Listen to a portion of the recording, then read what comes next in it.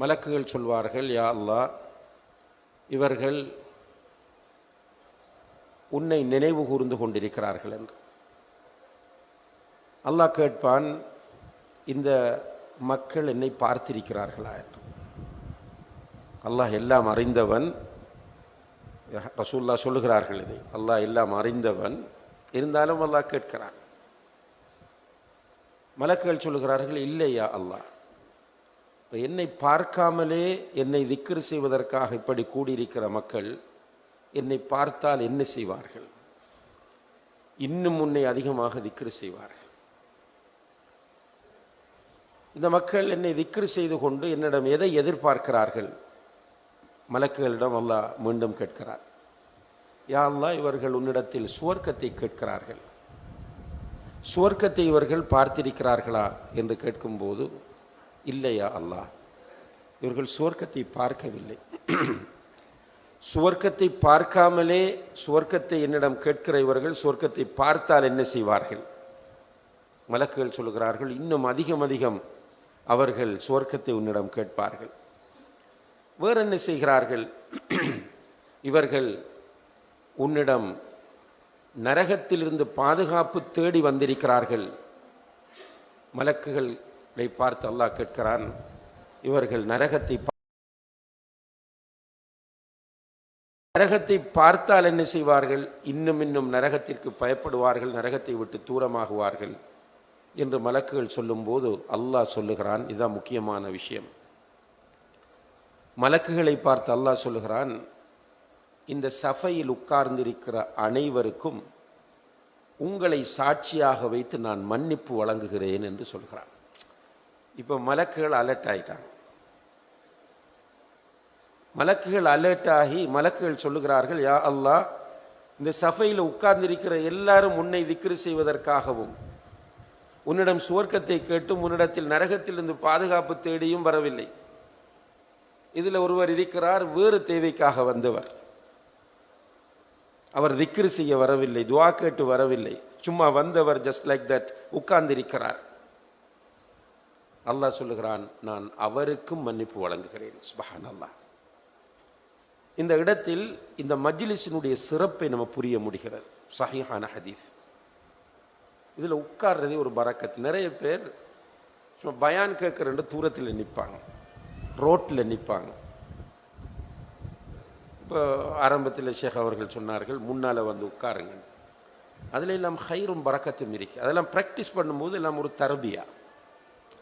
வெறுமனே இன்ஃபர்மேஷன், தகவல்கள் எடுக்கிற நிலையில் பயான்களுக்கு வரக்கூடாது.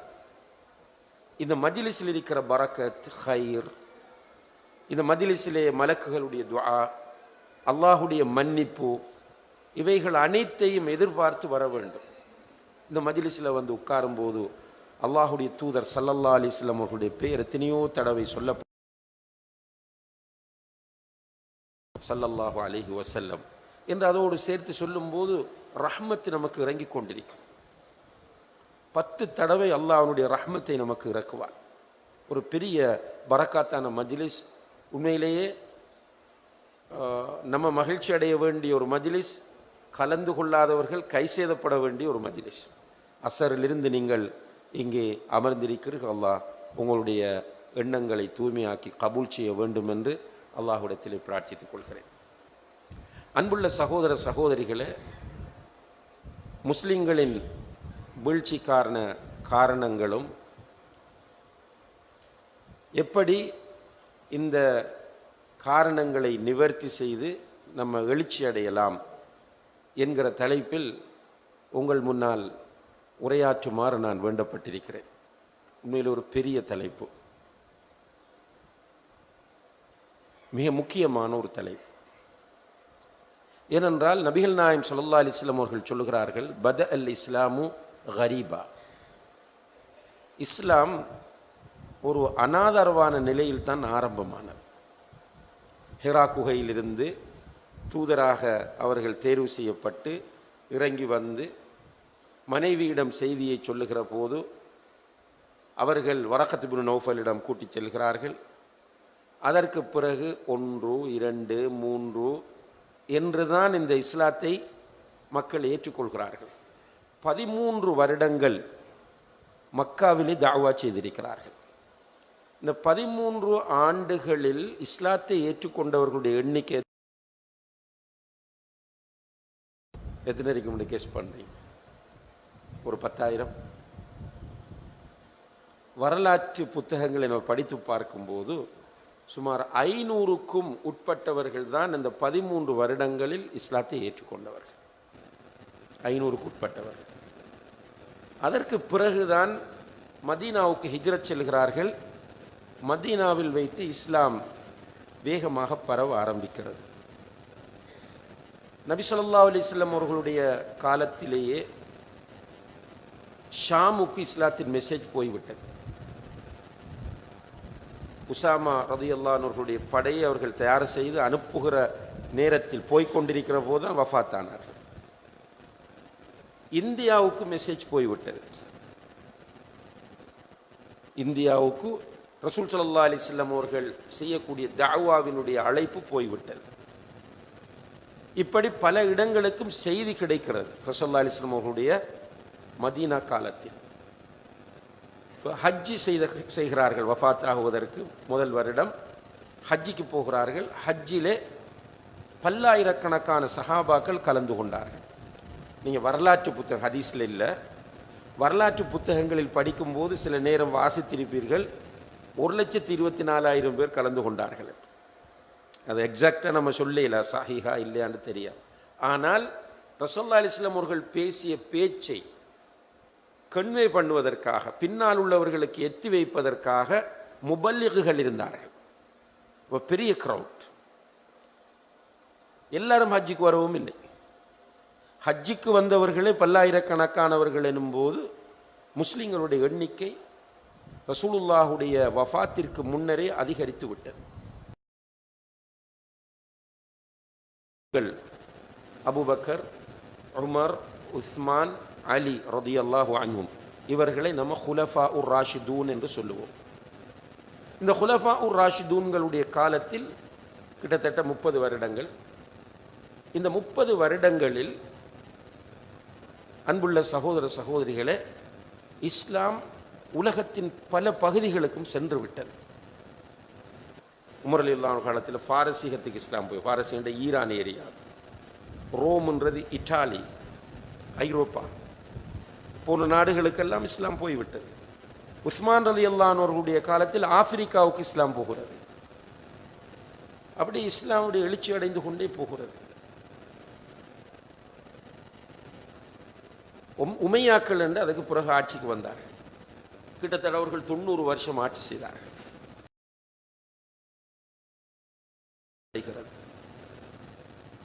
உலகத்தில் மிகப்பெரிய ஒரு சக்தியாக அல்லாஹுடைய உதவியை கொண்டு இஸ்லாம் மாறியிருந்தது. அதுக்கப்புறம் அப்பாசியர்கள் என்று கிட்டத்தட்ட 400 வருடங்களுக்கு மேல் ஆட்சி செய்திருக்கிறார்கள். அதுபோல பிறகு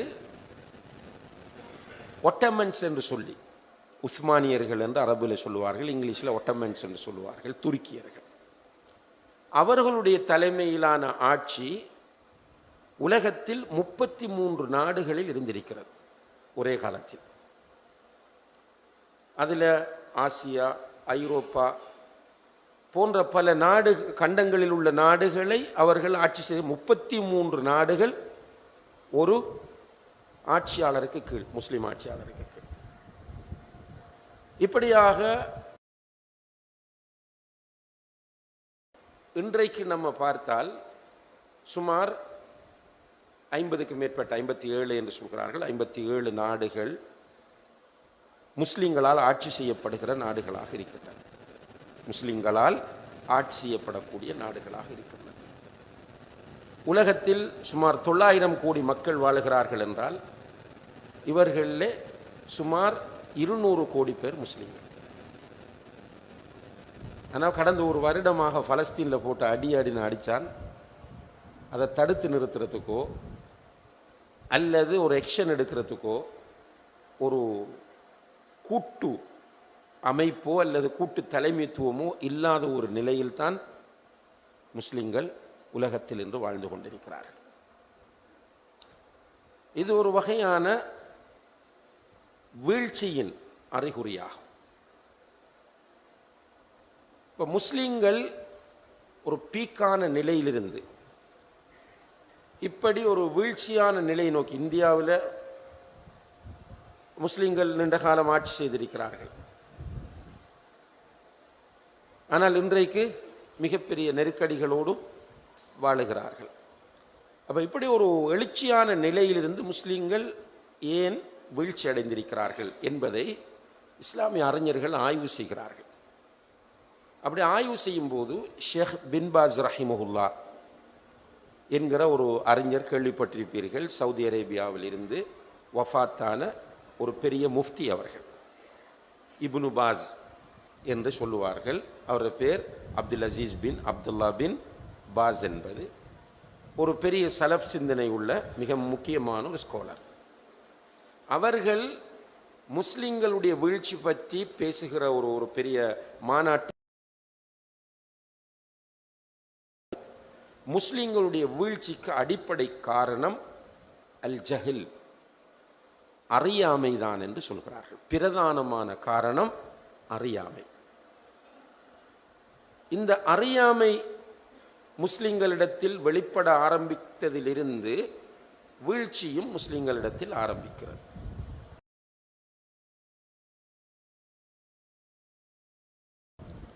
இதை முஸ்லிம்கள் வீழ்ச்சி அடைந்த தொடர் காலத்தில் நம்ம பார்க்கிற போது புரிந்து கொள்ள முடிகிறது.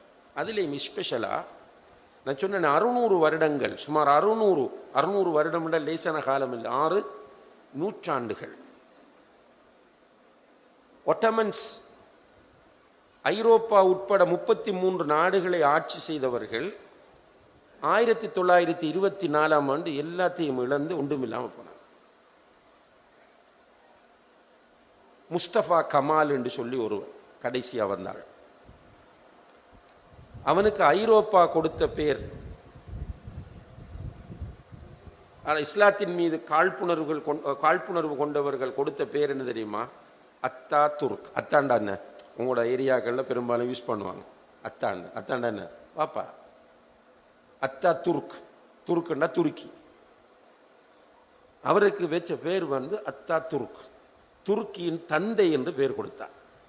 இவர் முஸ்லிம் பேருக்கு. இவர் தான் கடைசியாக அந்த ஒட்டமன்ஸனுடைய ஆட்சியாளராக நின்றவர். பாங்கு சொல்றதுக்கு தடை, ஹிஜாப் போடுறதுக்கு தடை, பள்ளிவாசல்ல கொத்துபா ஊதுறதுக்கு ரெஸ்ட்ரிக்ஷன், இப்படி நிறைய பிரச்சனைகளை அவர் உருவாக்கி விட்டார். அதோட அதில் கதை முடிஞ்சு, உஸ்மானிய சாம்ராஜ்யத்தில் கதை முடிஞ்சு. இதை பற்றி லிபியாவிலே உள்ள ஒரு பெரிய ஒரு ஆய்வாளர் முஹம்மது அலி அஸ்ஸல்லாபின்னு சொல்லி அவர் ஒரு அருமையான ஒரு புக் எழுதியிருக்கிறார். அஸ்பாபு சுகூதி அத்தௌலா அல் உஸ்மானியா. ஒட்டமன்ஸ் ஆட்சி வீழ்ச்சி அடைவதற்கான காரணிகள் என்னன்னு பல விஷயங்களை அவர் கலந்துரையாடி கொண்டு வருகிற போது ஒரு மிக முக்கியமான செய்தியை சொல்கிறார்.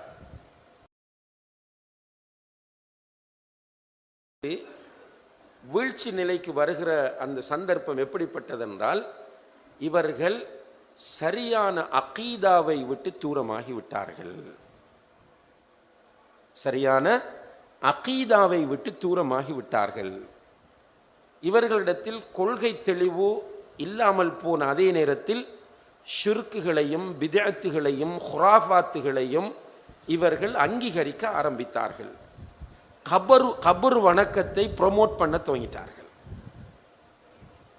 இது அவர்களுடைய வீழ்ச்சிக்கான பிரதானமான காரணங்களில் ஒன்று என்று முஹம்மது அலி அஸ்ஸல்லாபி என்கிற இந்த அறிஞர் குறிப்பிடுகிறார். அன்புள்ள சகோதர சகோதரிகளே, இந்த இடத்தில் நாம் சற்று நிதானமாக சிந்திக்க வேண்டும். முஸ்லிம்களுடைய வீழ்ச்சி என்பது இன்றைக்கு பரவலாக அவதானிக்க, முஸ்லீம்கள் வீழ்ச்சின்னு சொன்னால் அதோட அடையாளங்களை நீங்கள் பார்த்தால், இப்போ நம்மளை பார்த்து இஸ்லாத்துக்கு வர்றதுக்கு ஒருத்தரும் இல்லை. நம்மை பார்த்து இஸ்லாத்தை ஏற்றுக்கொள்ளக்கூடிய நிலையில் யாரும் இல்லை. சில சிந்தனையாளர்கள் இஸ்லாத்தை பற்றி முஸ்லிம் அல்லாதவர்களுக்கு நிகழ்ச்சி நடத்துவார்கள். நீங்கள் பார்த்திருப்பீர்கள், சோஷியல் மீடியாக்களில், டிவிகளில் பார்த்திருப்பீர்கள். தமிழ்லையும் இருக்கிறது, ஆங்கிலம் மற்ற மொழிகளிலும் இருக்கிறது. அப்படி நிகழ்ச்சி நடத்தும் போது அவங்க பேசிட்டு கேள்வி கேட்கறதுக்கு சான்ஸ் கொடுப்பாங்க. நீங்கள் விரும்பின கேள்வி கேட்கலாம். கண்டிஷன் ஒன்று போடுறாங்க, நோட் பண்ணி நீங்களே தெரியலை. என்ன கண்டிஷன்? நீங்கள் இஸ்லாத்தை பற்றி எப்படியும் கேள்வி கேளுங்கள், ஆனால் முஸ்லீம்களை வைத்து கேள்வி கேட்காதீர்கள். முஸ்லீம்களை வைத்து கேள்வி கேட்டால் எங்களுக்கு பதில் சொல்ல முடியாது. ஏன்னா முஸ்லீம்களுடைய நிலை அப்படி போயிடுச்சு. ரசூல் ஸல்லல்லாஹு அலைஹி வஸல்லம் அவர்களுடைய காலத்தில் இஸ்லாம் வேகமாக பரவியது. மேற்குலகில் உள்ள சில காழ்ப்புணர்வு கொண்டவர்கள் சொல்வார்கள் இஸ்லாம் வாளால் பரப்பப்பட்டது. அப்படி புத்தகங்களும் சிலது எழுதியிருக்கிற கட்டுரைகள் எல்லாம் இஸ்லாம் வாளால் பரப்பப்பட்டது. உண்மையா இஸ்லாம் வாளால் பரப்பப்பட்டுச்சா? இல்லை. இஸ்லாம் வேகமாக பரவியதற்கு முதல் காரணம் இந்த மார்க்கம் அல்லாஹ்விடமிருந்து வந்த மார்க்கமாகும். இன்ன தீன இந்தல்லாஹில் இஸ்லாம். தீன் என்றால் அது இஸ்லாம் மட்டும்தான். اليوم أكملت لكم دينكم وأتممت عليكم نعمتي ورضيت لكم الإسلام دينا. இஸ்லாத்தை நான் பூர்ணப்படுத்தி விட்டேன், இஸ்லாத்தை மார்க்கமாகவும் நான் பொருந்திக் கொண்டேன். وَمَنْ يَبْتَغِ غَيْرَ الْإِسْلَامِ دِينًا فَلَنْ يُقْبَلَ مِنْهُ. இஸ்லாம் அல்லாத ஒரு மார்க்கத்தை ஒருவர் தேர்வு செய்தால் அவரிடமிருந்து அது ஏற்றுக்கொள்ளப்படவே மாட்டாது. இதெல்லாம் அல்லாஹுடைய டிக்ளரேஷன். அல்லாஹ் குர்ஆனில் தெளிவாக சொல்லியிருக்கிறார். இதற்கு என்ன ஆதாரம்? அல்லாஹுடைய கலாமாகி அல் குர்ஆன் தான் ஆதாரம். இந்த அல் குர்ஆன் படைக்கப்பட்டது கிடையாது. நபி ஸல்லல்லாஹு அலைஹி வஸல்லம் அவர்கள் பேசிய வார்த்தைகளும் கிடையாது.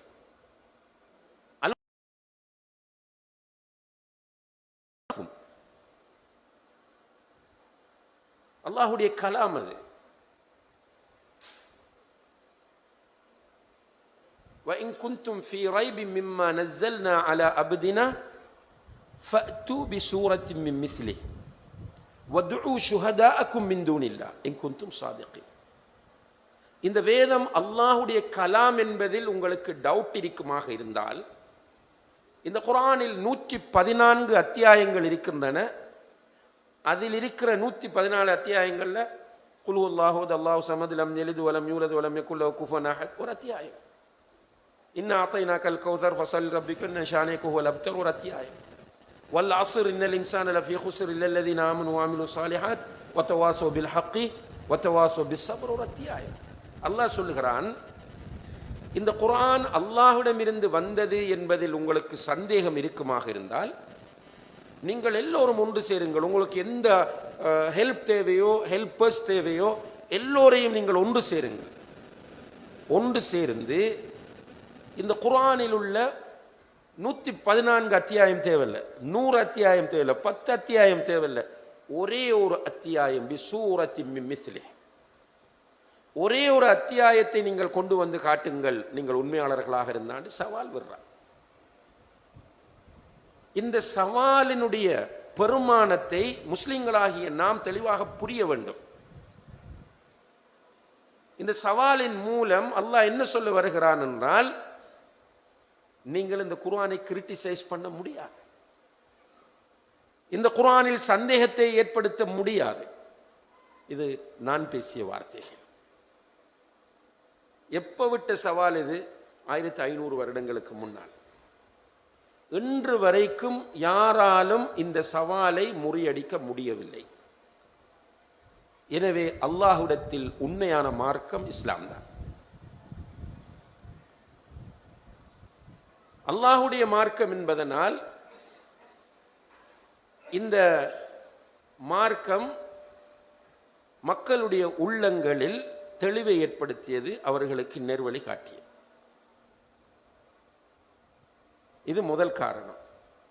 இரண்டாவது காரணம், இஸ்லாம் வேகமாக பரவுவதற்கு நபி ஸல்லல்லாஹு அலைஹி வஸல்லம் அவர்களிடம் காணப்பட்ட இஸ்லாத்தை நடைமுறைப்படுத்துகிற போக்கு. நல்லா புரிந்து கொள்ள வேண்டும். இஸ்லாத்தை நடைமுறைப்படுத்துகிற அந்த அந்த ஸ்டைல், அந்த பாங்கு, அது இஸ்லாத்தை வேகமாக கொண்டு போய் சேர்த்தது. அன்னை ஆயிஷா ரலியல்லாஹு அன்ஹா அவர்களிடம் வந்து கேட்டார்கள், கைஃப கான ஹுலுகுன் நபி ஸல்லல்லாஹு அலைஹி வஸல்லம்,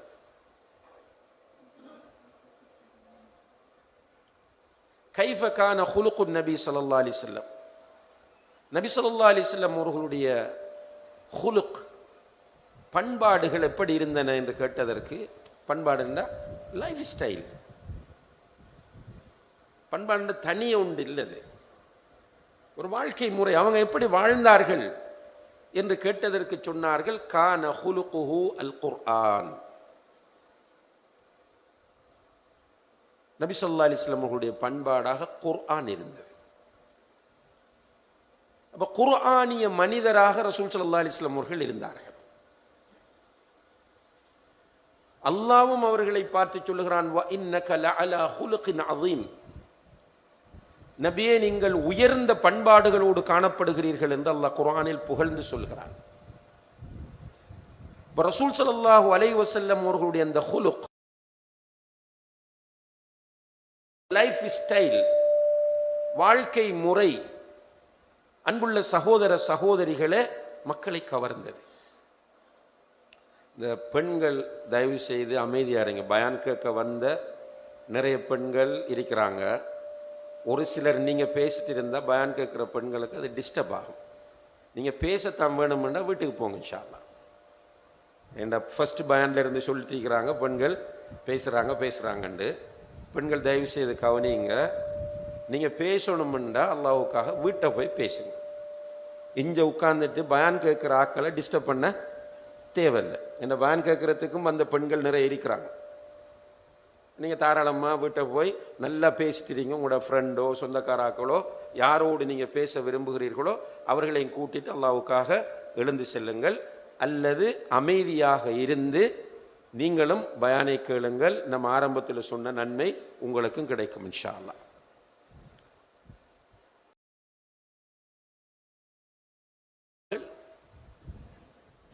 அவர்களோடு இருந்த சஹாபாக்களுடைய பண்பாடுகள், இந்த பண்பாடுனாக்குள்ள தனியாக பார்க்காதீங்க, நான் அதை திரும்பவும் சொல்கிறேன். அவர்களுடைய இந்த இஸ்லாமிய வாழ்க்கை முறை அது மற்றவர்களை கவர்ந்தது. அந்த கவர்ச்சி தான் வேகமாக இஸ்லாத்தின் பக்கம் மக்களை ஈர்த்திருக்கிறது. அப்போ முஸ்லிம்கள் இஸ்லாத்தை விட்டு தூரமாகுவதும், இஸ்லாமிய அகீதாவில் தடம் புரளுவதும், இஸ்லாமிய கல்விக்கு முக்கியத்துவம் தராமல் போவதும் முஸ்லிம் சமுதாயத்தின் வீழ்ச்சிக்கான மிக முக்கியமான காரணமாகும். இதை மிக தெளிவாகவும் உறுதியாகவும் எல்லோரும் புரிந்து கொள்ள வேண்டும். இப்போ இஸ்லாமிய கல்வி தேடல், இதை பொறுத்தவரையில் இஸ்லாம் மிக கடுமையாக வலியுறுத்துகிறது. இப்போ உண்மையிலேயே முஸ்லீம்கள் இலங்கையில் 2 மில்லியன் 20 லட்சம் முஸ்லீம்கள் இருக்கிறார்கள் சொல்கிறோம். இஸ்லாமிய கல்வி தேடலில் எத்தனை பேர் ஈடுபடுறாங்க? இஸ்லாமிய கல்வி தேடல் என்பது எப்படி இருக்க வேண்டும் சகோதர சகோதரிகளை? சும்மா பயானுக்கு வந்துட்டு போறது அல்ல இஸ்லாமிய கல்வி. இதில் பரக்கத் இருக்கு, ஹைர் இருக்கு, நன்மை இருக்கு, அல்ஹம்துலில்லாஹ். இஸ்லாமிய கல்வி தேடல் என்பது குர்ஆனிலிருந்தும் ஹதீஸிலிருந்தும் தேடப்பட வேண்டும். அல்ஹம்துலில்லாஹ், சவுதி அரேபிய அரசாங்கம் அல் குர்ஆனை தமிழில் மொழிபெயர்த்து ஹஜ்ஜிக்கு உம்ராக்கு வேலைக்கு போன எல்லாருக்கும் கையில் 1 2 கொடுத்துச்சு. அதுக்கு பிறகு நிறைய குர்ஆன் டிரான்ஸ்லேஷன்கள் செய்யப்பட்டன. எல்லா வீட்டிலையும் அல்ஹம்துலில்லாஹ் தர்ஜமத்துல் குர்ஆன் இருக்கத்தான் செய்யும். எல்லாரும் வீட்டிலையும் இருக்கு தர்ஜமா. இப்போ இந்த இடத்துல சும்மா ஒரு டெஸ்டிங்காக பார்ப்போம். நம்ம தர்ஜமத்துல் குர்ஆன் வீட்டை இல்லாதாக்கள் கை தூங்குவாங்க. தூக்க மாட்டீங்க. ஏன்னா எல்லார வீட்டிலையும் கண்டிப்பாக தர்ஜமா இருக்கும். ஆனால் அன்புள்ள சகோதர சகோதரிகளே, இதுவரைக்கும் தர்ஜமாவை ஒரு தடவையேனும் படித்து முடித்தார்கள் கையை தூக்குவாங்க. 1 2 3 4 5 6 7 ஒரு 10 பேர், 10 அங்கே ஒரு 3, ஒரு 10 12 பேர் இருக்கு. இதில் ஒரு 4-5 மௌலவிகளும் இருக்கு. இந்த கைதூக்கினத்தில் ஒரு 4-5 மௌலவிமாரும் இருக்கிறாங்க.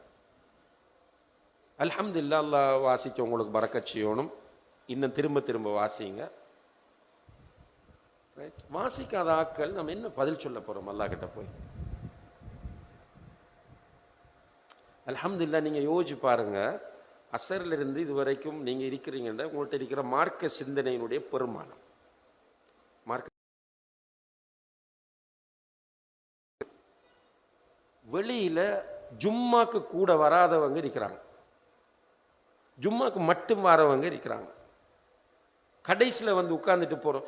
இவங்களுக்கும் தர்ஜமாவுக்கும் என்ன சம்பந்தம் இருக்கும்? ஒன்றுமில்லை. ஹதீஸ் கிதாபுகள், ரசூல் ஸல்லல்லாஹு அலைஹி வஸல்லம் அவர்களுடைய சீரா, அகீதா புத்தகங்கள் எல்லாம் தமிழில் இருக்கின்றன. மௌலவிமாரும் அல்ஹம்துலில்லாஹ் பரக்கத்தா இருக்கிறாங்க.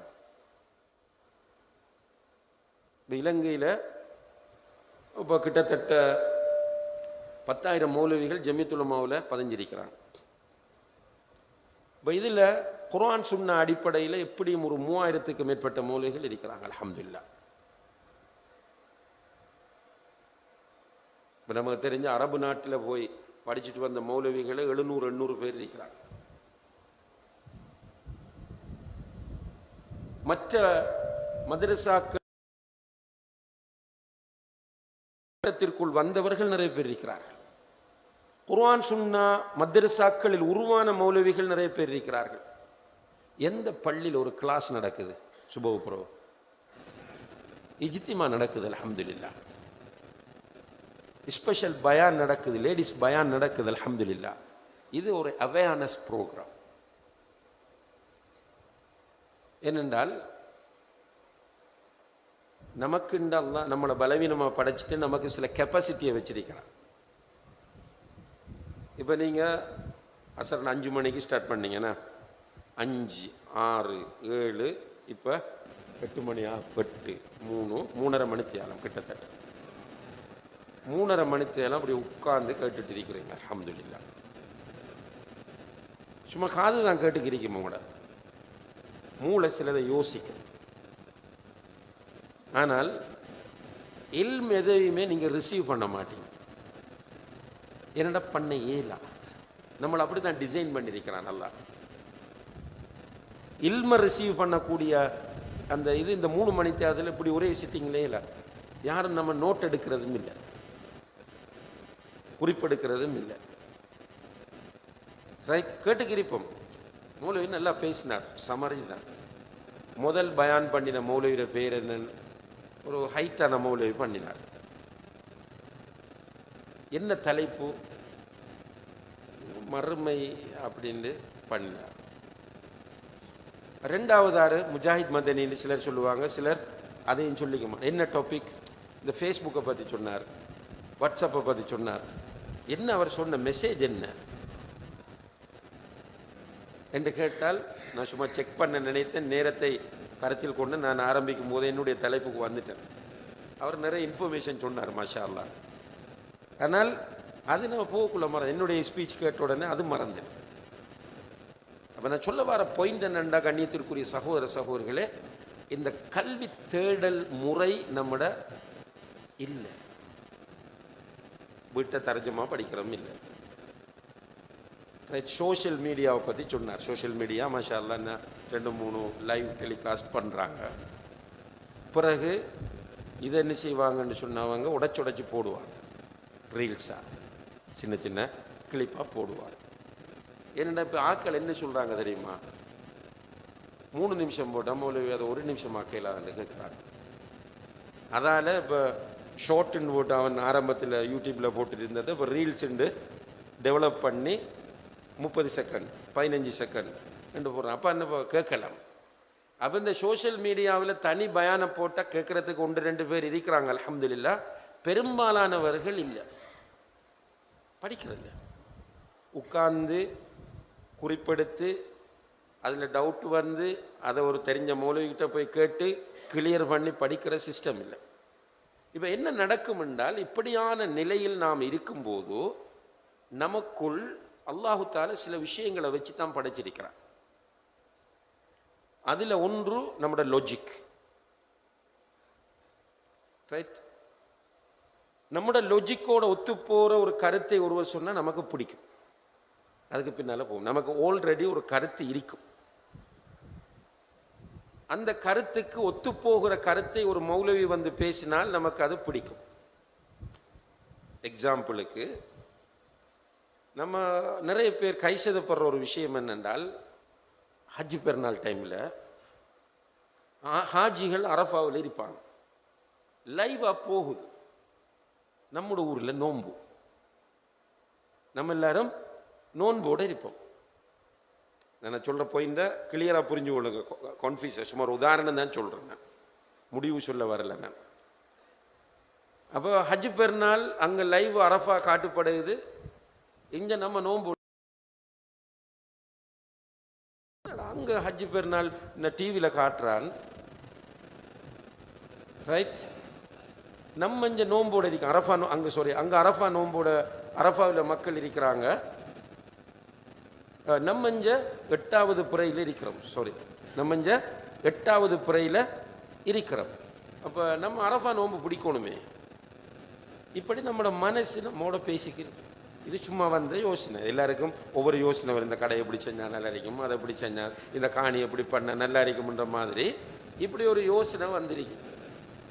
வெள்ளிக்கிழமை ஜும்மாவுக்கு வரக்குள்ள ஒரு மௌலவி வந்து பேசுகிறார், ஹாஜிகள் அரஃபாவில் ஒன்று கூடுகிற நாள் தான் நமக்கும் அரஃபா தினமாகும். இப்போ உடனே நம்ம மனசுக்கு என்ன, இந்த மௌலவி தான் சரியா பேசுறார், இந்த மௌலவி தான் சரியா பேசுறார், நம்மளோட கருத்து உடனே அவருக்கு சார்பா. ஏன்னா நம்மகிட்ட பேசிக் நாலேஜ் இல்லை. இந்த வழிகேடுகள் எல்லாம் பரவுவது இதனால் தான். பேசிக் இஸ்லாமிக் நாலேஜ் இல்லாத நிலையில் நம்மிடம் இருக்கிற நம்முடைய லாஜிக், நம்முடைய இமோஷன், இவைகளை தட்டி ஒருவர் பேசும்போது நம்ம அவருக்கு பின்னால போவோம். ஏன்னா நமக்கு உரசி பார்க்கறதுக்கு நமக்கு ஒன்றும் தெரியாது. போய் நம்ம வழிகட்டு போவோம். இந்த உலகத்தில் வழிகேடுகள் வந்ததெல்லாம் அறியாமையினால் தான். இப்போ நம்முடைய நாட்டில் இருக்கிற அறியாமைகளையும் வழிகேடுகளையும் அங்கீகரித்தவர்கள் என்ன, குர்ஆன் சுன்னாவை படித்து மதரசாவில் ஓதி போட்டு அது சரி சும்மா இமோஷனலாக போய் சேர்ந்தவர்கள் பிறகு படிக்கிறாங்க. படித்ததுக்கு பிறகு விளங்குது பலன்னு தௌபா செஞ்சு வாரான். அப்போ இல்ம் என்பது இந்த உம்மத்திற்குரிய மிக முக்கியமான ஒரு அம்சம். அதனால தான் ஷிர்கின் உச்சகட்டத்தில் இந்த உலகம் இருந்த நேரத்தில், ஷிர்கின் உச்சகட்டத்தில். எப்படி உச்சகட்டம்? புகாரில் ஒரு ஹதீஸ் வருகிறது, அரபிகள் நாடோடிகள் அவர்கள் பயணம் போகும்போது கூட ஆடுகளை கொண்டு செல்வார்கள். எனக்கு கேட்ட சமையலுக்காக. எங்காவது போய் இருக்கிற நேரத்தில் கடவுள் நினைப்பு வந்து விட்டால், கடவுள் ஒரு சிந்தனை வந்துட்டால் மணலை குவிப்பார்கள். மணலை குவிச்சு அந்த மணல் கும்பத்தில் ஆட்டுப்பாலை கறப்பார்கள். கறந்து அதை ஒரு ஷேப்புக்கு கொண்டு வந்து அதை கும்பிடுவார்கள். பிடிச்சிருக்கு இருந்துச்சு. நமக்கு தெரியும், காபத்துல்லாவில் இப்ராஹிம் அலைஹிஸ்ஸலாம் அவர்கள் கட்டிய காபா, தௌஹீதுக்காக கட்டிய காபா. அந்த காபத்துல்லாவிலே நபி ஸல்லல்லாஹு அலைஹி வஸல்லம் அவர்கள் வரும்போது 360 சிலரிக்கு, ஒவ்வொரு குடும்பத்துக்கும் சிலரிக்கு, ரோட்டுக்கும் சிலரிக்கு, கோத்திரத்துக்கு சிலரிக்கு. இது போகிறதுக்கு இப்படி வேலை நடக்குது.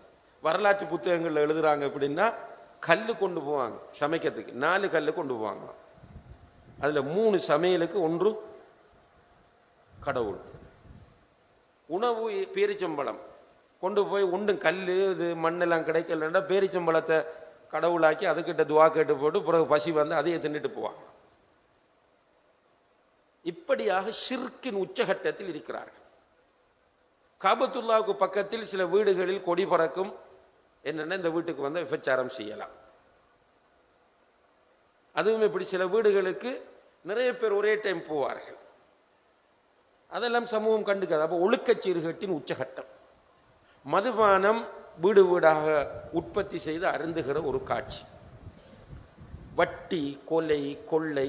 கொலையிலையும் எப்படி இருந்தாங்கன்னா, சின்ன சின்ன விஷயங்களுக்கெல்லாம் யுத்தம், அசபியா என்கிற கோத்திர வெறி. இப்படி இருக்கிற அந்த சமூகத்தில் முதலில் அல்லாஹ் ஒரு தூதருக்கு வஹி இறக்கப் போகிறான் என்றால் என்ன இறக்கணும்? நம்மகிட்ட கேட்டா சொல்லுவோம், சிறுக்கு செய்யாதீங்கன்னு இறக்குங்கன்னு தான் சொல்லுவோம். அல்லாஹ் இறக்கின வஹி என்ன சகோதரர்களே? இக்ரா பிஸ்மி ரப்பிக்கல் லதீ ஹலக் ஹலக்கல் இன்சான மின் அலக் இக்ரா வரப்புக்கல் அக்ரம் அல்லதி அல்லம பில் கலம் அல்லமல் இன்சான மா லம் யஅலம். 5 வசனமும் கல்விதான். கல்விதான் ஒரு மனிதனுடைய எழுச்சிக்கும் முன்னேற்றத்துக்குமான அடிப்படையாகும். அல்லாஹ் தெளிவா கேட்டுட்டான், குல் ஹல் யஸ்தவில் லதீன யஅலமூன வல்லதீன லா யஅலமூன். நபியே நீங்கள் கேளுங்கள், படித்தவர்களும் படிக்காதவர்களும் சமமாவார்களாய்? சமமாக மாட்டார்கள். குர்ஆன்ல அல்லாஹ் படிக்காதவர்களை குருடர்கள் போன்று சித்தரிக்கிறார். இப்போ நான் இந்த ஃப்ரெண்ட்ஸுகள்கிட்ட, தெரிஞ்ச குடும்பத்தாக்கள்கிட்ட சொல்கிறேன், மாப்பிள்ளை எடுக்கக்குள்ள கொஞ்சமாவது படித்தவனை பார்த்து எடுங்கண்டு. என்னட்டு தெரியுமா? இமோஷனலாக தான் முடிவெடுப்பான்.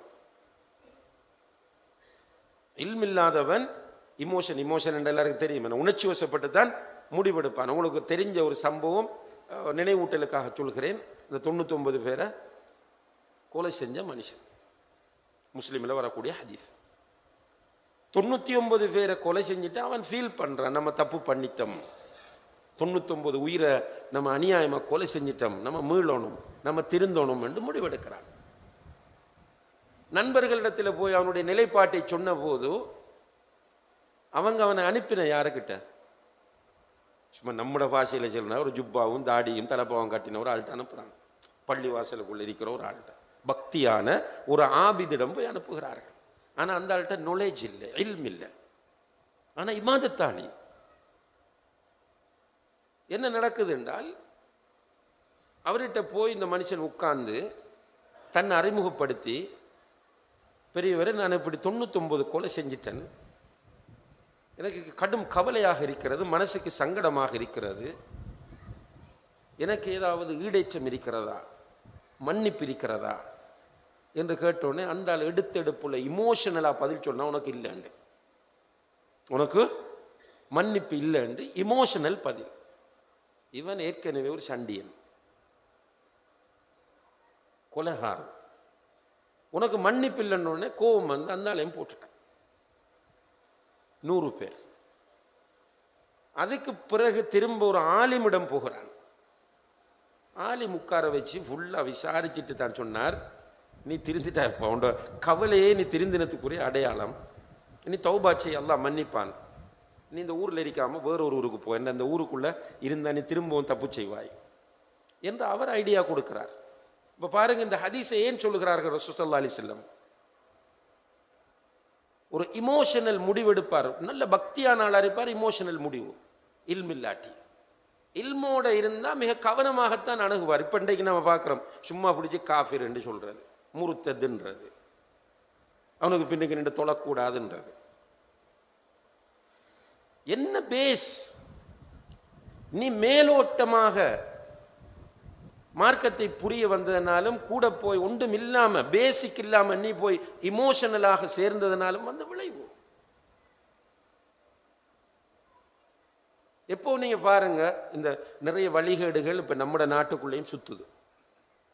இந்த வழிகேடுகளுக்குள்ள யாராவது ஒழுங்கான ஆலிம்கள் போய் சேர்ந்திருக்கிறாங்களா? இல்ல. ஒழுங்கான ஆலிம் யாரும் போய் சேர மாட்டாங்க.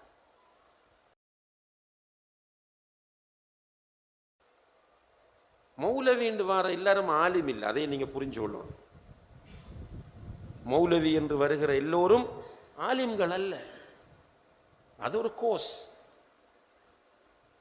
7 இயர்ஸோ 6 இயர்ஸோ ஒரு கோர்ஸ். குர்ஆனை ஹதீஸை சரியான முறையில் படித்து வருகிறவர்கள் தான் ஆலிம்கள்.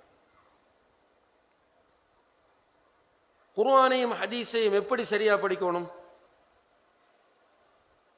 சஹாபாக்கள் புரிந்த முறையில் படிக்கணும். இதை நான் சும்மா சொல்லல. உங்களுக்கு தெரியும், அலி ரலியல்லாஹு அன்ஹுடைய ஆட்சி காலத்தில் பெரிய குழப்பங்கள் வந்துச்சு. அந்த குழப்பங்களின் விளைவாக ஒரு பக்கம் ஷியாக்கள், இன்னும் ஒரு பக்கம் ஹவாரிஜிகள் என்கிற கூட்டம் வந்தார்கள். ஷியாக்கள் எக்ஸ்ட்ரீமாக அலி ரலியல்லாஹு தூக்க ஆரம்பிச்சாங்க. எக்ஸ்ட்ரீம்ண்டா ஒரு கட்டத்தில் அலி அல்லாஹ்னுட்டாங்க. நஊது பில்லாஹ்.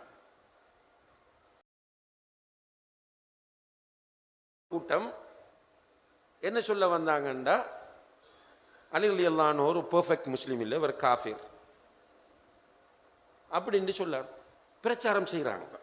ஹவாரிஜிகள் பிரச்சாரம் செஞ்ச நிறைய பேர் அவருக்கு பின்னால் போகிறாங்க. ஹவாரிஜிகளுக்கு பின்னால் ஒரு பெரிய டீம் போயிட்டு, அதான் அந்த வந்தவுடனே போகிறது. போய் அவர்கள் ஒரு இடத்துல செட்டில் ஆகி இருக்கிறார். அந்த இடத்திற்கு இப்னு அப்பாஸ் ரலியல்லாஹு அன்ஹுமா போகிறாங்க. அவங்க இருக்கிற இடத்துக்கு போய் இப்னு அப்பாஸ் ரலியல்லாஹு அன்ஹுமா அவர்கள் அவங்கள பார்த்து சொன்னாங்க, நான் நபி ஸல்லல்லாஹு அலைஹி வஸல்லம் அவர்களுடைய மருமகனிடமிருந்து வருகிறேன், அமீருல் முஃமினீனிடமிருந்து நான் வருகிறேன். நீங்கள் என்னண்டா சஹாபாக்கள் காஃபிர்கள், இந்த குர்ஆன் வசனத்தை அவங்க நடைமுறைப்படுத்தலை அப்படின்னு சொல்கிறீங்க. ரைட்? இவ்வளோ 4000 பேர் இந்த இடத்துல உட்கார்ந்துருக்கிறீங்க, இதுக்குள்ள ஒரு சஹாபி கூட இல்லையே, ஏன் நீங்கள் அதை யோசிக்காமல் இருக்கிறீங்க? நீங்கள் புரிந்து கொண்ட முறையில் ஒரு சஹாபி கூட இந்த குர்ஆன் வசனங்களை புரியவில்லையே. இது சத்தியமாக இருந்தால் ஒரு சஹாபியாவது உங்களோட வந்திருப்பாரா இல்லையா என்று இந்த தொனியில், இந்த அடிப்படையில் இப்னு அப்பாஸ் ரலியல்லாஹு அன்ஹு பேசிய போது நிறைய பேர் அப்பதான் யோசிக்கிறான், ஆஹா தவறுவிட்டோம், மிஸ் பண்ணிட்டோம். நிறைய பேர் தௌபா செஞ்சு இப்னு அப்பாஸ் ரலியல்லாஹு அன்ஹுவோடு வந்தார்கள் என்பதை நம்ம பார்க்கிறோம். இப்போ குர்ஆன் ஹதீஸ் இதை சஹாபாக்கள் எப்படி புரிந்தார்கள் என்கிற நிழலில் புரிவது என்பதுதான் கல்வியாகும். இந்த கல்வியை சஹாபாக்களுடைய காலத்தில் பின்பற்றியதனால் சஹாபாக்கள் எழுச்சி அடைந்தார்கள். அதற்கு அடுத்த காலத்தில் குலஃபா உர் ராஷிதூன்களுடைய காலத்தில் இருந்தவர்கள் இந்த ஸ்டைலில் கல்வியை பெற்றதனால் எழுச்சி அடைந்தார்கள். கல்வி குப்பையாக்கப்பட்டதோ, கதைகள், கற்பனைகள், கனவுகள், இல்ஹாம் என்று சொல்லி மாற்று மத கலாச்சாரங்கள் எல்லாத்தையும் கொண்டு வந்து இந்த மார்க்கத்தை எப்போது குழப்பினார்களோ அப்போது இந்த சமூகம் வீழ்ச்சியடைய ஆரம்பித்தது. இதுதான் ஷேக் முஹம்மது அலி அஸ்ஸல்லாபி அவர்கள் தன்னுடைய உஸ்மானியர்களுடைய வீழ்ச்சி சம்பந்தமாக பேசும்போது குறிப்பிடக்கூடிய மிக முக்கியமான பகுதியாகும். இப்போ முஸ்லிம் சமூகம் மீண்டும் எழுச்சி அடைய வேண்டும் என்றால் கல்வியை தேட வேண்டும். மദ്രസാக்களை கூட்டி சரி வராது, மദ്രസാக்களுடைய எண்ணிக்கை அதிகரித்து சரி வராது. சரியான கல்வி தேடல் பாரம்பரியம் ஒன்று இருக்கிறது, அது பின்பற்றப்பட வேண்டும். உலமாக்கள் மதிக்கப்பட வேண்டும். சஹாபாக்களுடைய புரிதலின் அடிப்படையில் குர்ஆனுக்கும் ஹதீஸுக்கும் விளக்கங்கள் சொல்லப்பட வேண்டும். பகுத்தறிவை கொண்டு வந்து மார்க்கத்தை நிலைநாட்ட முடியாது. நம்மளோட மார்க்கத்தில் சில இடம் வரும், நம்ம லொஜிக்கை கொண்டு போய் நம்மளோட அறிவை கொண்டு போய் வைக்கிறது இயலா. உதாரணமாக தொழுகைக்கு ஒது செய்யணும். அல்ஹம்துலில்லாஹ் ஒது செஞ்சோம். ஒது செஞ்சுட்டு பள்ளிக்குள்ளே வந்து உட்கார்ந்துட்டு இருக்கிறோம். உட்கார்ந்துட்டு இருந்தால் ஒது முறிஞ்சிட்டு. ஒது எப்படி முறியுதுன்னா காற்று பிரிகிறது, ஒது முறிகிறது. இப்போ நம்மளோட பகுத்தறிவின் அடிப்படையில் எப்படி நடக்கணும்? வாஷ்ரூம் போய் காற்று போன இடத்தை கழுவிட்டு வந்தால் சரிதானே? காற்று பிரிகிறது, திரும்பவும் போய் ஒது செய்கிறோம்.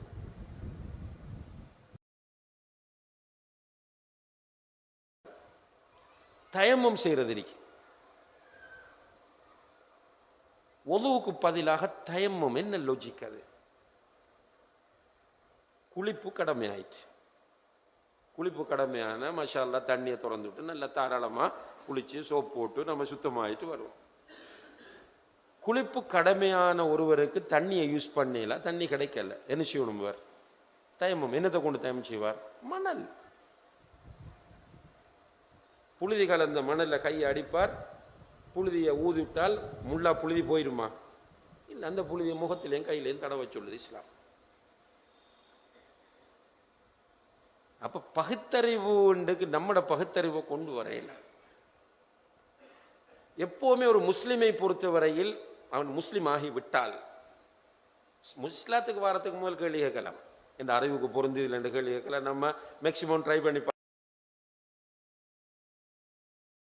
பார்த்தால் அவன் முஸ்லிம். முஸ்லிம் என்ன? அல்லாஹுக்கு கட்டுப்படுபவன். இப்ராஹிம் அலைஹிஸ்ஸலாம் அவர்களை சூரத்துல் பக்கராவிலும் இன்னும் பல இடங்களிலும் அல்லாஹ் நிறைய புகழ்கிறார். அந்த புகழ்ச்சிக்கு காரணம் என்ன? அல்லாஹ் சொன்னான் அஸ்லிம், நீ அல்லாஹ்வுக்கு கட்டுப்படுன்னு சொன்னான். அவர் என்ன செஞ்சார்? கால அஸ்லம்து லிரப்பில் ஆலமீன், ரப்புல் ஆலமீனுக்கு நான் கட்டுப்பட்டு விட்டேன்னு சொன்னார். அவரது கட்டுப்பாட்டை அறிவு ரீதியாக யோசித்து பார்ப்போமாக இருந்தால், அன்புள்ள சகோதர சகோதரிகளே, அந்த கட்டுப்பாடு நிற்காது. அறிவு ரீதியாக யோசிச்சா. இப்ப ஒத்தருமே இல்லாத ஒரு ஊருக்கு போறாங்க. ஹாஜரை கூட்டிட்டு இஸ்மாயில் அலைஹிஸ்ஸலாம் என்ற சின்ன குழந்தை இருக்கிறது, கை குழந்தை, பால் குடிக்கிற குழந்தை. அந்த குழந்தையோடு ஒத்தருமே இல்லாத அந்த பள்ளத்தாக்கு, மக்கா பள்ளத்தாக்குக்குள்ள போய் இருந்து ஒரு சின்ன பொட்டியில ஈச்சம்பழம் கொஞ்சம், திடீரென ரெண்டு பேரையும் முட்டுட்டு போறாங்க. அப்போ வைஃப் ஹாஜர் கேட்கிறா, எங்க போறீங்க? சைலண்டா போறாரு. திரும்ப திரும்ப அவங்க கேட்குறாங்க, எங்க போறீங்க, எங்க ரெண்டு பேரையும் விட்டுட்டுன்னு. மௌனமாக போகும்போது அவங்க கேட்குறாங்க, ஹாஜர், அல்லாஹு அமரக பிஹாதா, இப்படி போக சொல்லி அல்லாஹ் உங்களுக்கு உத்தரவிட்டானான்னு கேட்டோடனே ஆம் என்று சொல்கிறார். அப்போ ஹாஜர் சொல்லலாம், இதன் லையுதையானா, அப்படின்னு அல்லாஹ் எங்களை கைவிட மாட்டான், பாதுகாப்பான். அங்க விட்டுட்டு போனாங்க. கட்டுப்படுதல். அல்லாஹ் சொன்னதுக்காக மனைவியையும் மகன் கை குழந்தையையும் மனிதர்களே இல்லாத ஒரு இடத்துல விட்டுட்டு போனாங்களா இல்லையா? கேள்வி கேட்டாங்களே, ஏன் யார் அல்லாஹ் இப்படி ஒரு செய்தியை சொல்றாங்க? அதை விட மேலாக திரும்பி வந்ததுக்கு பிறகு மகன் இஸ்மாயில் அலைஹிஸ்ஸலாத்தை அறுக்கிறதுக்கு கனவு காண்றாங்க. நபிமார்கள் மகன் அறுக்க கனவு கண்டுட்டு மகனிட்ட வந்து சொல்றாங்க, யா புனைய இன்னி அராஃபில் மனாமி அன்னி அத்பஹுக், உன்னை அறுக்கிறதுக்கு நான் கனவு கண்டேன். அவரும் சொல்றார், யா பத்தி ஃபால்மா துமர் சதஜுதினி இன்ஷா அல்லாஹு மினஸ் சாபிரீன், நீங்க கண்டத்தை செய்யுங்க பாப்பா, நான் பொறுமையாளராக இருப்பேன். மகனை கூட்டிட்டு போய் அறுக்கிற இடத்துல வச்சு அறுக்கிறாங்க. அல்லாஹ் கத்தி எடுத்து களத்தில் வைக்கும் போதுதான் அல்லாஹ் சொன்னான், இப்ராஹிமே சத்தக்த ருயா, நீ வந்து கனவை உண்மைப்படுத்தி விட்டு அறுக்க தேவை. லொஜிக்கை பயன்படுத்தி அறிவை பயன்படுத்த கேள்வி கேட்டிருக்கலாம். அதே போல அன்புள்ள சகோதர சகோதரிகளை, ரசூலுல்லாஹ் காலத்துக்கு நம்ம வந்தால், ரசூலுல்லாஹி அலைஹி வஸல்லம் அவர்கள் மீராஜ் போய் வராங்க. ஒரு நீண்ட ஹதீஸ், அது உங்களுக்கு தெரியும் எல்லாருக்கும். நிறைய காட்சிகள். பைத்துல் மக்திஸில் போய் நபிமார்களை தொழுவிக்கிறாங்க. அதுக்கு பிறகு திரும்ப போனால் முதல் வானத்தில் ஒரு நபியை காண்றாங்க, 7வது வானத்தில் இப்ராஹிம் அலைஹிஸ்ஸலாத்தை காண்றாங்க. இப்படி கண்டுட்டு சுவர்க்கம் நரகம் எல்லாம் பார்த்துட்டு திரும்ப ரிட்டர்ன் வராங்க. வந்தார் ரசூலுல்லாஹி அலைஹி வஸல்லம் அவர்கள். இப்போ இது ஒரு அவங்களுக்கே ஒரு ஷாக் இந்த நிகழ்வு. வந்து காபத்துல்லாவில் உட்கார்ந்துட்டு இருக்கும்போது அபூஜஹல் வந்து கேட்குறான், என்ன முகமது கொஞ்சம் சோகத்தில் இருக்கிற மாதிரி, என்ன பிரச்சனை? ரசூலுல்லாஹி அலைஹி வஸல்லம் அவர்கள் சம்பவத்தை சொல்றாங்க. சொன்னோன்னே அபூஜஹலுக்கு சரியான ஹாப்பி. இந்த கதை வந்து போதும் இவரை மென்டல் ஆக்குறது. ரசூலுல்லாஹி அலைஹி வஸல்லம் சொல்லியிருக்கிற அந்த கதையை ஊருக்குள்ள சொன்ன ஊராக்கள் என்ன சொல்லுவாங்க? முகமதுக்கு ஸல்லல்லாஹு அலைஹி வஸல்லம் பைத்தியம் பிடிச்சிட்டுன்னு சொல்லுவாங்கன்னு அவன் நினைக்கிறான். நினைச்சிட்டு உடனே ஆக்கள் எல்லாம் கூப்பிட்டு விட்டுட்டு பார்த்தா அபூபக்கர் ரலியல்லாஹு பெரிய ஆக்கள் எல்லாம் ஒதுக்கிட்டா லேசு. அபூபக்கர் ரலியல்லாஹு அவங்கள தேடி போகிறான். தேடி போய் அபூபக்கர் ரலியல்லாஹு அவங்கள்ட்ட சொல்கிறான், அபூபக்கரே முகம்மது இப்படி எல்லாம் உளர்றார் ஸல்லல்லாஹு அலைஹி வஸல்லம், சொல்லுங்க முஹம்மத் எப்படி உளர்றார்? அவர் இப்படி ஒரு மலைக்கு வந்தாராம், அவர் நெஞ்ச பிளந்தாராம், இதயத்தை எடுத்தாராம், தங்கத்தட்டில் வச்சாராம், சம்சம் தண்ணியில் கழுவினாராம், புராக்குன்ற ஒரு வாகனத்தில் ஏற்றினாராம், அப்படியே வேகமாக கொண்டு போனாராம், பலஸ்தீனத்தில் பைத்துல் முகத்தஸில் கொண்டு விட்டாராம், அவர் போய் இமாமத் செய்தாராம். அதுக்கு பிறகு 7 வானங்களையும் தாண்டி ஒவ்வொரு நபிக்கும் சலான் சொல்லிட்டு அனுமதி கேட்டுட்டு போனாராம். அதுக்கப்புறம் சுவர்க்கம் நரகம் அவருக்கு காட்டப்பட்டுச்சாம். ரிட்டன் வரும்போது தொழுகை கொடுத்தானாம் அல்லாஹ். அந்த தொழுகையை மூசா அலைஹிஸ்ஸலாம் திருப்பி அனுப்பி 5 ஆக்கினான்னு ஃபுல் ஹிஸ்ட்ரியை சொன்னால் அபூபக்கர் எல்லாம் அப்படி கேட்டுட்டு இருந்துட்டு சத்தியமாக இதை நபி ஸல்லல்லாஹு அலைஹி வஸல்லம் அவர்கள் சொன்னார்களான்னு கேட்குறாங்க. அவன் சொல்லுவான், ஆமாம் சத்தியமாக சொன்னாங்க. ரசூலுல்லாஹி அலைஹி வஸல்லம் அவர்கள் இதை சொன்னால் நிச்சயமாக இது உண்மையாகவே இருக்கும், இதில் போய் இருக்காது.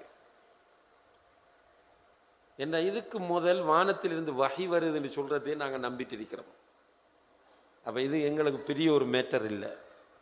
இந்த செய்தியை கேள்விப்பட்ட பிறகு ரசூலுல்லாஹி அலைஹி வஸல்லம் அபூபக்கருக்கு வச்ச பேர் என்ன? சித்திக். எனவே அன்புள்ள சகோதர சகோதரிகளே, நம்முடைய மார்க்கம் என்பது கால அல்லாஹ் கால ரசூலுல்லாஹ். ஹதீஸ் கன்ஃபார்ம் ஆயிட்டுண்டா ஹதீஸ் தான். முரண்படுது என்றால் அது நம்மட பிரச்சனை. ஒவ்வொரு ஆக்களில் அறிவும் வித்தியாசம். ஸ்கூலில் படிக்கக்குள்ள கணக்கு தந்தால் டக்குன்னு செய்ய மாட்டோம் எல்லாரும். சிலர் உடனே செஞ்சு கொடுப்பாங்க, சிலர் டைம் எடுக்கும். ஒரு சயின்ஸ் சப்ஜெக்டை விளங்கப்படுத்தும் போது நமக்கு டக்குன்னு விளங்காது, சிலர் உடனே பிடிச்சிருவாங்க. அப்போ ஒருவர் வாசிக்கும் போது அவருக்கு முரண்பாடாக தோன்றுகிறது என்பதற்காக குர்ஆன் ஹதீஸ் முரண்பாடு இல்லை. என்னடா ரெண்டும் வஹி, குர்ஆனும் வஹி, ஹதீஸும் வஹி. அலா வ இன்னி ஊதீதுல் கிதாப வ மிஸ்லஹு மஅஹு, குர்ஆனையும் அதை போன்ற ஒன்றும் நான் கொடுக்கப்பட்டுள்ளேன். வமா யன்திகு அனில் ஹவா இன் ஹுவ இல்லா வஹீன் யூஹா, அவர் மனோ இச்சைப்படி எதையும் பேசுவதில்லை, பேசுவது வஹீ அன்று வேறு இல்லை. எனவே ரசூல் ஸல்லல்லாஹு அலைஹி வஸல்லம் அவர்களுடைய கூற்று சஹீஹ் என்று நம்ம ப்ரூவ் பண்ணிட்டோம் என்றால் அல்ஹம்துலில்லாஹ், அது கட்டுப்பட வேண்டியதான். அதில் எந்த அறிவுக்கு பொருந்தலை, நடைமுறைக்கு பொருந்தலைன்னா நிறைய பொருந்தாமல் போகும். கிட்டத்தட்ட இருக்கிற ஹதீஸில் முக்காவாசி இப்படி குர்ஆனுக்கு முரண்படும், அறிவுக்கு முரண்படும். எந்த அறிவுக்கும் இவர் அறிவுக்கு 100% முரண்பாடு, அவர் அறிவுக்கு 90% முரண்பாடு. இப்படியே மறுத்து போனால் தொங்கல் இல்லாமல் போய்த்திடும். இஸ்லாத்தை படிக்கிற போது குர்ஆன், சஹீஹான ஹதீஸ்கள், இவை இரண்டையும் சஹாபாக்கள் புரிந்து கொண்ட முறையில் புரிந்து படிப்போமாக இருந்தால் நம்முடைய சமூகம் சரியான அகீதாவுக்குள் வரும், சரியான கொள்கைக்குள் வரும். சரியான கொள்கை வந்தால் அன்துமுல் அலௌன இன் குன்தும் முஃமினீன், நீங்கள் மூமின்களாக இருந்தால் நீங்கள் தான் உயர்ந்தவர்கள். வலில்லாஹில் இஸ்ஸத்து வலிரசூலிஹி வலில் முஃமினீன், நிச்சயமாக இஸ்ஸத் என்ற கண்ணியம் அல்லாஹுக்கும் அல்லாஹுடைய தூதருக்கும் மூமின்களுக்கும் தான் இருக்கிறது. இப்போ திரும்பவும் எழுச்சி வருவோம் இன்ஷா அல்லாஹ். இது ஒரு சமூக பொறுப்பு. இது ஆரம்ப கட்டமாக நம்ம என்ன செய்யலாம், நம்ம இஸ்லாத்தை படிக்க ஆரம்பிக்க வேண்டும். கொஞ்சம் டைம் ஒதுக்கணும் குர்ஆனை படிக்கிறதுக்கு, ஹதீஸை படிக்கிறதுக்கு. பள்ளி வாசல்களில் கிளாஸ் நடக்கணும், ஜமாத் அதில் கவனம் செலுத்தணும். அப்போ பிள்ளைகள் நெறிபுரள மாட்டார்கள். ஒரு நாளைக்கு 5 பேர் இருப்பாங்க, ஒழுங்கா செட்டப்பில் போகும்போது கூடிக்கு போகும் இன்ஷா அல்லாஹ். நிறைய வீழ்ச்சிகளிலிருந்தும் வழிகேட்டிலிருந்தும் அல்லாஹுடைய உதவியை கொண்டு நாம் வெற்றி பெறலாம், முன்னேறலாம். அப்படி இல்லாமல் நம்ம சமூகம் வீழ்ச்சி அடைகிறது என்று கத்தி இருந்து பிரயோஜனம் இல்லை. இப்போ ஒட்டமன்ஸ் வீழ்ச்சி அடைந்தார்கள், இன்றைக்கு வரைக்கும் கத்துறாங்க. 1924ஆம் ஆண்டு இஸ்லாமிய வரலாற்றில் ஒரு மறக்க முடியாத நாள். ஹிலாஃபத் ஆட்சி வீழ்ச்சி அடைந்தது என்று சத்தம் போடுறான். என்ன காரணம்? கபரு வணக்கம். கபரு வணக்கம் தெளிவான ஷிர்க். ஷிர்க் என்பது மிகப்பெரிய அநியாயம். அவுலியாக்கள் என்று இருக்கிறார்கள், இல்லாமல் அல்ஹம்துலில்லாஹ். அல்லாஹ் குர்ஆனிலே சொல்றான், அலா இன்ன அவுலியா அல்லாஹ், அவுலியாக்கள் இருக்கிறார்கள். ஆனா யார் அவுலியா? அல்லதீன ஆமனு வகானு யத்தகூன், ஈமான் கொண்டு தக்வாவோடு நடக்கிறவர்கள் எல்லோரும் அவுலியாக்கள். சில நேரங்களில் யாருக்குமே தெரியாமல் ஒரு வலியாக ஒருவர் அவர் வீட்டுக்குள்ள ரகசியமாக இருந்து மூத்தாகலாம். அவுலியாக்களுக்கு கராமத்தும் இருக்கிறது, தெரியா நமக்கு. சில நேரங்கள் உங்களுக்கே சில நேரங்களில் சில கராமத்து நடந்திருக்கும், சொல்ல இல்லாது. ஒரு சகோதரர் நான் அண்மையில் சந்தித்தேன். அவர் அந்த கோலோன் கேன்சர், வயிற்றில் கேன்சர் வந்து ரொம்ப கஷ்டப்பட்டு ஒரு மவுத் ஸ்டேஜுக்கு போனவர். அவர் என்னட்ட சும்மா ஒரு ஆறுதலுக்காக பேசுறதுக்கு வந்து உட்கார்ந்துட்டு இருக்கும்போது நானும் சில நல்ல ஆறுதலான செய்திகளை சொன்னேன். அவர் ஒரு கட்டத்தில் முடிவெடுத்திருக்கிறார், இதுக்கு பிறகு இந்த இங்கிலீஷ் வைத்தியத்துக்கு நான் போறேன்ல கேன்சர். அவர் முடிவெடுத்துட்டு சும்மா வீட்டை வந்துட்டார்.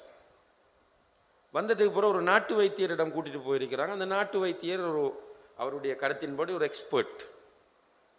அவர் சொல்லிக்கார், உங்களுக்கு கேன்சர் இல்லைன்னு, உங்களுக்கு கேன்சர் இல்லைன்னு. இது ஒரு மிராக்கிள் தான். அது இருந்து ட்ரீட் பண்ணின கேன்சர் இல்லைன்னா ஒரு கராமத். இது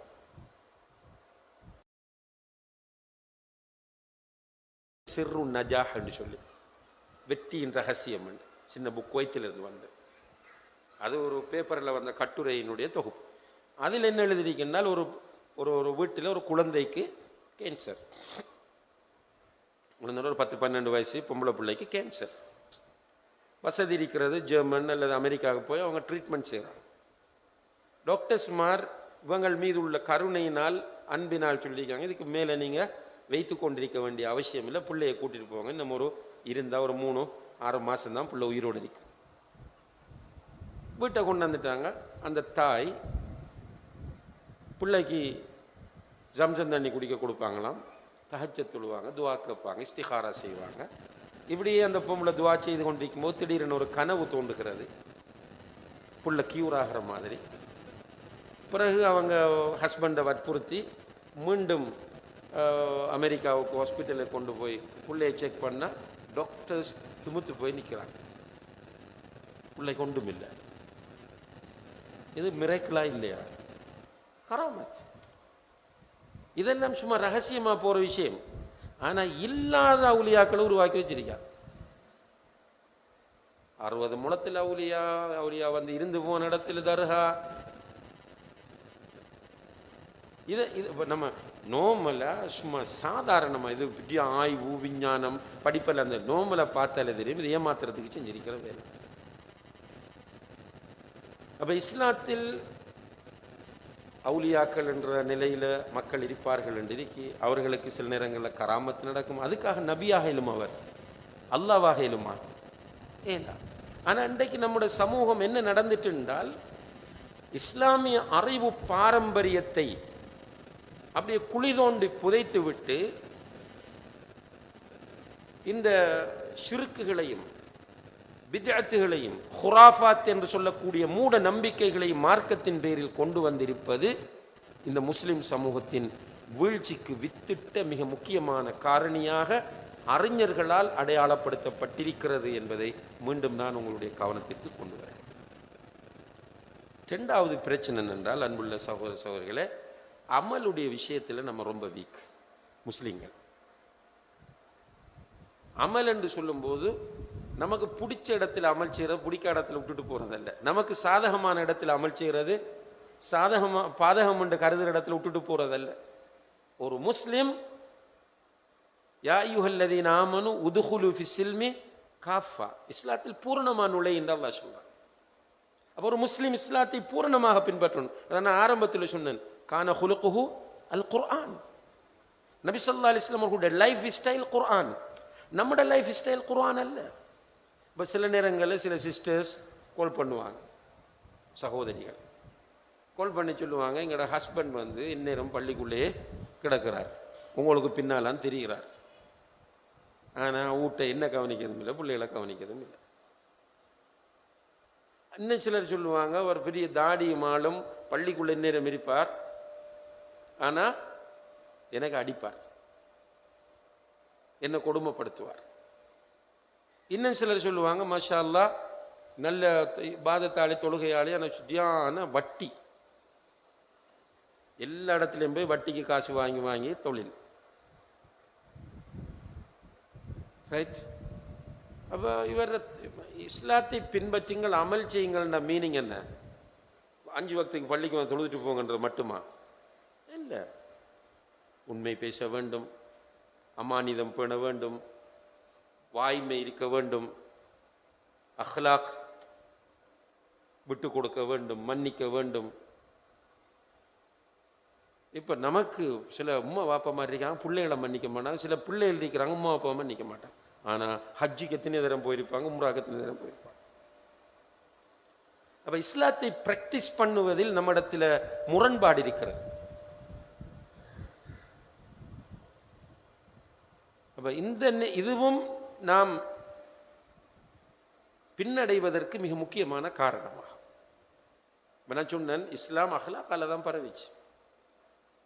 சுமாமா ரலியல்லாஹு அன்ஹு, அவர் யமாமாவில் இருந்த ஒரு பெரிய மோசமான ஒரு ரவுடி ரலியல்லாஹு அன்ஹு. இஸ்லாத்துக்கு வாரத்துக்கு முதல் முஸ்லீம்கள் போனால் அடிப்பார், கொல்லுவார், பறிப்பார். சஹாபாக்கள் வந்து ரசூலுல்லாஹி அலைஹி வஸல்லம் அவங்கள்ட்ட கம்ப்ளைண்ட் பண்ணாங்க, ரசூலுல்லாஹ் இந்த சுமாமாவால் எங்களால் அந்த ஏரியாவுக்கு போக எழுதில்லை, பிஸ்னஸுக்கோ மற்ற தேவைகளுக்கும். ரசூலுல்லாஹ் எல்லாத்தையும் கேட்டு போட்டு தீர விசாரிச்சுட்டு சொன்னாங்க, 7 மண்டா சுமாமாவை தூக்கிட்டு வாங்கன்னு. சஹாபாக்கள் பிடிச்சிட்டு வந்தாங்க. பிடிச்சிட்டு வந்தால் ரசூலுல்லாஹி அலைஹி வஸல்லம் அவருடைய அஹ்லாக பாருங்க. ஒரு ஒரு ஒரு பெரிய குற்றவாளி, ஒரு எதிரி, அவரை கொண்டு வெளியே கட்டி போடுங்கன்னு சொல்லலை, மஸ்ஜிதுக்குள்ளே வைங்கன்றான். அவரை மஸ்ஜிதுக்குள்ளே வைங்கன்று மஸ்ஜிதுக்குள்ளே வச்சிருக்கிறான்.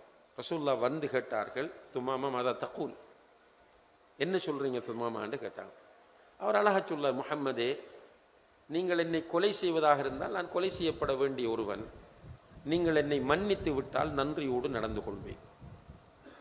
ரசூலுல்லாஹி அலைஹி வஸல்லம் கேட்டுட்டு போயிட்டாங்க. சஹாபாக்கள் அவரை கண்ணியமாக நடத்துகிறார்கள். நெக்ஸ்ட் டே வந்து கேட்குறாங்க, அதுதான் ஆன்சர். 3வது நாள் வந்து கேட்டாங்க, என்ன சொல்கிறாய் சுமாமாண்டு? யா முஹம்மதின் தக்துல்னி தக்துல் தமின் வ இன் துன்னிம் துன்னிம் அலா ஷாக்கிர். முஹம்மதே, நீங்கள் என்னை கொல்வதாக இருந்தால் உண்மையில் என்னுடைய மனச்சாட்சிப்படி நான் கொலை செய்யப்பட வேண்டிய ஒருவன் தான், நீங்கள் என்னை மன்னித்து விட்டால் நன்றியோடு நடந்து கொள்வேன் என்று சொன்ன உடனே ரசூலுல்லாஹி அலைஹி வஸல்லம் சொன்னாங்க, துமாமா விடுங்க போகட்டும் என்றாங்க. துமாமாவை விடுங்கள் போகட்டும். யாரு துமாமா? சஹாபாக்களை கொன்றவர், சஹாபாக்களுடைய சொத்துக்களை பறித்தவர், சஹாபாக்களை அடித்தவர், சஹாபாக்களை டோர்ச்சர் பண்ணியவர், சஹாபாக்களிடம் நபி ஸல்லல்லாஹு அலைஹி வஸல்லம் அவர்களை திட்டி தீர்த்தவர். இவர் இப்படி கேட்ட உடனே ரசூலுல்லாஹி அலைஹி வஸல்லம் சொல்றாங்க, துமாமாவை விடுங்கள் போகட்டும் என்று. இப்போ துமாமா போறார். எங்க போறார்? யமாமாக்கு இல்லை, பக்கத்திலிருந்து கிணத்துக்கு போறார். அவரா குளிக்கிறார். குளிச்சுட்டு திரும்ப ரிட்டர்ன் வாரார் ரசூலுல்லாஹி அலைஹி வஸல்லம் அவங்கள்ட்ட. வந்து ரசூலுல்லாஹி அலைஹி வஸல்லம் அவங்கள்ட்ட சொன்னாங்க, யா ரசூலல்லாஹ் உங்களோட கையை நீட்டுங்கன்னு சொன்னார். முந்தியெல்லாம் முஹம்மது முஹம்மது என்று 3 நாள் கதைச்சவர் இப்போ சொல்றார், யா ரசூலல்லாஹ் உங்களுடைய கையை நீட்டுங்களேன். ரசூலுல்லாஹ் கையை நீட்டுறாங்க. அவர் கையை வைக்கிறார். வச்சு அஷ்ஹது அல்லா இலாஹ இல்லல்லாஹ் வ அஷ்ஹது அன்ன முஹம்மதர் ரசூலுல்லாஹ்னு கலிமா சொல்றார். கலிமா சொல்லிட்டு சொன்னார், யா ரசூலல்லாஹ், நேற்று வரைக்கும் இந்த உலகத்தில் எனக்கு பிடிக்காத ஒரு முகம் என்றால் உங்களுடைய முகமாகத்தான் அது இருந்தது. இன்றைக்கு என்னுடைய உள்ளம் நிறைந்த ஒரு முகம் என்றால் அது உங்களுடைய முகம்தான் என்றார். யா ரசூலல்லாஹ், நேற்று வரைக்கும் இந்த உலகத்தில் எனக்கு பிடிக்காத ஒரு இடம் என்றால் அது மதீனாவாகத்தான் இருந்தது. இப்போது இந்த ஊரிலேயே வாழ்ந்து மரணிக்க வேண்டும் என்று நான் விரும்புகிறேன் என்று சொன்னார். அல்லாஹு அக்பர். புகாரியில் முஸ்லீம்லாம் வருது இந்த சம்பவம். இப்படி முஸ்லீம்கள் மாறினால் முஸ்லீம்கள் எழுச்சி அடைவார்களா, வீழ்ச்சி அடைவார்களா? மாற்று மதத்தவர்கள் இப்படியான முஸ்லீம்களை கண்டால் தடுமாறுவாங்க. நானும் ஒரு முஸ்லீமாக வேண்டும் என்கிற உணர்வு வரும். எனவே அன்புள்ள சகோதர சகோதரிகளே, நம்முடைய வீழ்ச்சிக்கான பிரதானமான காரணங்களில் ஒன்று இல்மில்லை, ரெண்டாவது காரணம் அமல் இல்லை. இந்த ரெண்டு விஷயத்திலும் நாம் கவனம் செலுத்தினால் இன்ஷா அல்லாஹ் குறைஞ்சபட்சம் நம்ம சர்வதேச ரீதியாக யோசிக்காட்டியும் ஏத்தாள மட்டத்திலேயாவது நம்ம எழுச்சி அடையலாம். எல்லாம் வல்ல அல்லாஹ் ஜல்ல ஷானஹு தஆலா அதற்கு நம் எல்லோருக்கும் தௌஃபீக் செய்வானாக. வ ஆஹிரு தஅவானா அனில் ஹம்துலில்லாஹி ரப்பில் ஆலமீன்.